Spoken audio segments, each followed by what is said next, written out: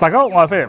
咁老實講咧，即係我已經係10幾年都冇用過 Windows 嘅系統㗎啦。咁因為咧，其實我一路以嚟咧，即係10幾年咧，即係已經轉咗 Mac 嘅系統啦，用緊 MacBook Pro 啦。咁今次咧就收到咧，即係佢哋寄俾我嘅一部Mini 嘅8吋 notebook。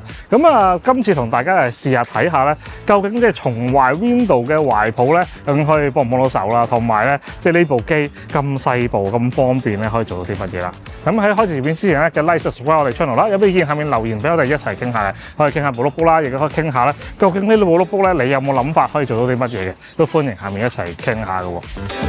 咁平時出去拍嘢啦、做嘢啦，都成日都出去啊嘛。咁甚至乎有時要去外地啦。咁雖然咧而家啲 iPhone 啦、iPad 咧都好方便嘅，咁但係始終咧有部真係嘅電腦咧，先至會有啲方便嘅事嘅。咁咪即係好似我咁啦，即係用 YouTube 咁啊。有陣時咧有啲設定咧，唔知大家知唔知咧，係需要電腦版先處理到啊。咁有陣時咧用Apple 手機版咧，唔係唔得嘅，但係好困難先可以撳到出嚟啦。咁但係咧，如果有部真嘅 notebook，咁亦都係唔使似 MacBook 咁大咁重咧，當然咧就係需要舒服啲啦。因為唔係成日都話要出外咧就要剪片咁勁噶嘛。咁例如咧，即係有陣時我就簡單要做下啲即係多開啲唔同嘅檔案啊，過下 file 啊，改下 quotation 啊，有陣時咧係用個包手去查資料啊，覆下 email 啊，即係其實呢啲咧一般嚟講咧，一部電腦喺手咧，始終咧都係會好過 iPhone 咧咁有限制嘅。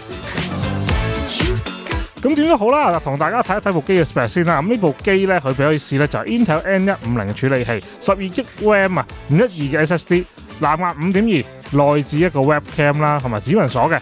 8吋嘅 mon 1920x1200 IPS 觸控屏幕啊，重量就好輕，係630克，電量就係3400 mAh 啦。咁安裝咗一個 Windows 11系統，咁啊自己可以揀語言啦，開機嘅時候。咁一個全功能嘅 USB-C 啦，2個 USB 3.0啦，一個 Mini HDMI， 一個 T-Flash 卡嘅 microSD 嘅卡槽啦，一個耳機插口嘅。咁要留意翻 HDMI 就係 Mini HDMI 嚟㗎。咁如果大家用大頭嘅話，要轉接翻或者用翻相應嘅頭啦。咁另外咧，頭先提過啦，個 webcam 咧就係200萬像啦。咁大家咧，如果需要 FaceTime 開會啊之類咧，其實咁如果大家需要開會開 Zoom 嘅咧，亦都係可以冇問題嘅，因為佢有200萬像啊嘛。咁另外 microSD 嗰個插槽咧，俾大家除咗讀卡之外咧，你當係一個額外嘅儲存裝置啦。咁另外咧 SSD 咧都係用2242嘅標準咁，所以咧如果你大家買嘅時候唔夠嘅話咧，你都自行可以加，佢都有個位咧俾你改翻個 SSD 嘅。另外開關掣咧都係指紋鎖嚟㗎，仲有咧 keyboard 啦，仲係有背光添嘅。咁另外咧都有內置個 mouse 啦，mouse 咧就係用嗰啲紅外線去感應嘅，應該係咁啊，但係咧就要習慣下個操作啦。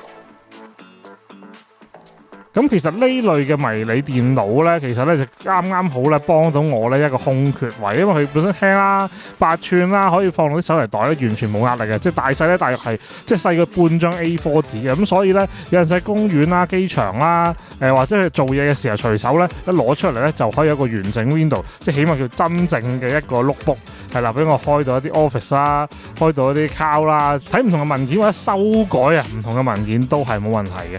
咁有時咧，淨係想上網撳下資料啊，睇下 YouTube， 當然啦，你用翻 iPhone、iPad 都可以嘅。但係咧，有陣時要簽嘢啦，要即係一啲改一啲 quotation 啦。有陣時咧，即係用iPad、iPhone 呢啲真係有啲棘嘅。咁有翻部呢啲咧，又可以電腦又得，又可以平板又得咧，就非常之好啦。咁啊變咗咧，就係可以咧，即係始終係你有個 Windows 喺手啊嘛。咁同埋咧，一直都係啦，都係我用緊 Mac 啦，或者 iPad、iPhone 嘅話咧，即係對於呢種 Windows 機咧，其實真係有啲陌生啊！即係講真老實講啊，咁但係咧，其實用上手之後咧，其實咧就回憶翻晒嚟，因為咧其實 Windows 都用咗好多年嘅，咁所以咧其實都冇乜話咧有問題，亦都係咧，亦都有啲好多嘅軟件，咁亦都係咧好多軟件咧，大家唔知大家知唔知道咧？其實好多時咧 Mac 係冇嘅，PC 先有嘅。咁我都測試過咧，如果喺普通室溫之下啦，長期播住 YouTube 嘅 4K 影片咧，係可以播到3個鐘頭左右嘅。咁一般嚟講啦，即係睇下大家覺得夠唔夠啦。但係最好一樣嘢咧，就係佢用 USB-C 嘅充電，亦都係好慳電嘅，因為佢用得一啲手機甚至乎 iPhone 嘅 USB-C 充電咧已經夠㗎啦。咁因為佢咧就大概係用16-17火度嘅功率啦。咁如果係完全地又開機又叉電嘅話咧，最多都係用到30零火嘅啫。咁所以一般嘅 USB-C 火牛咧，好多都夠晒㗎啦。咁啊完全唔需要擔心咧，即係唔記得帶火牛啦。其實我自己都唔會帶火牛啦，我都係完全用尿袋啦，或者一啲嘅 USB-C 嘅線咧去叉嘅啫。咁同埋一樣嘢咧，呢部機咧最大嘅好處咧，當然就係 Touch Mon 啦，同埋佢 Touch Mon 咧喺你反出嚟嘅，即係反出嚟用個平板模式嘅時候咧，係啲 keyboard 唔怕會掂到啲 keyboard 掣嘅。咁呢樣嘢亦都係咧，即係方便翻咧，即係你用平板模式嘅時候咧，唔會撳錯啲嘢啊嘛。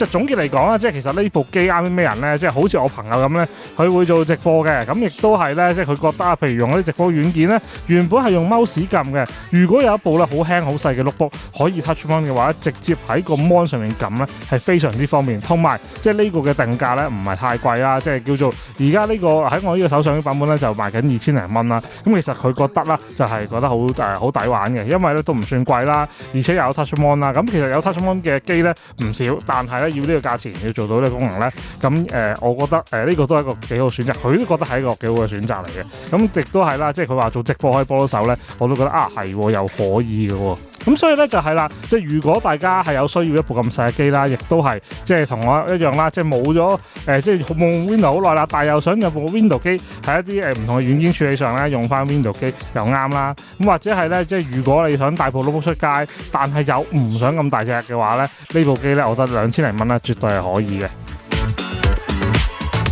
即係老實講啊，如果呢部機咧，即係唔係咁輕啊，即係講到係全世界最輕最細嘅手提電腦啦，咁亦都係咧，即係佢個 Touch Mon 啦，可以支援1024級嘅即係 GPP 嘅手寫筆啦，亦都係有幾種形態可以變換咧。如果唔係咧，其實我自己都冇乜興趣試呢部機嘅。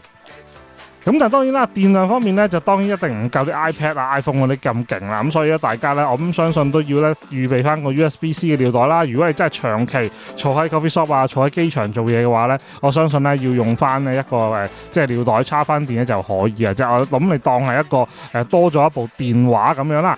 咁如果大家有乜特別嘅用法，歡迎下面留言一齊傾下，提醒下我哋都好吧。咁仲有咧就係如果大家對呢部機有興趣咧，可以 description 有條 link 可以入翻呢條 link 入邊去睇下呢部 notebook 嘅。咁唔知大家覺得咧呢部嘅細 notebook啦，覺得係點樣啦？夠唔夠用啦？又或者你有冇啲有趣嘅諗法啦？歡迎咧下面一齊傾下嘅喎。咁我自己覺得啦，即係呢部 notebook 咧，其實咧經過啲朋友嘅意見啦，我自己試用嘅意見咧，的而且確咧令到我自己都多咗一啲對呢部機嘅諗法嘅。咁所以咧，歡迎大家如果諗到乜嘢，歡迎下面一齊傾下喎。咁如果大家對部機有興趣嘅話，可以咧喺下面 description 有條 link 咧撳入去望下啦。咁我哋下次揾更多新嘅產品同大家試下啦。咁我哋下一次咧再同大家試機啦。拜拜。